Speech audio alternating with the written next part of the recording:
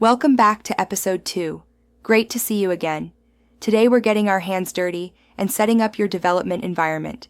We will walk through installing Python on Windows, Mac, and Linux, so you can start coding immediately. First, Windows.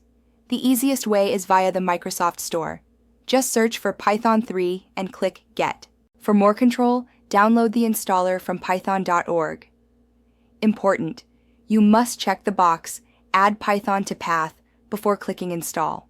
For Mac users, download the macOS installer from python.org and follow the prompts. Alternatively, use Homebrew if you prefer the terminal. Linux users, you likely have it installed. Check by typing Python 3 version. If not, use your package manager like apt-get or yum. Now let's verify. Open your terminal, type Python to enter the shell, and type print hello world. Hit enter. See that?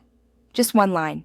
Compare that to Java or C++, where you need classes and main methods just to print text. You're officially a Python coder. In the next episode, we'll set up your professional IDE environment. See you then.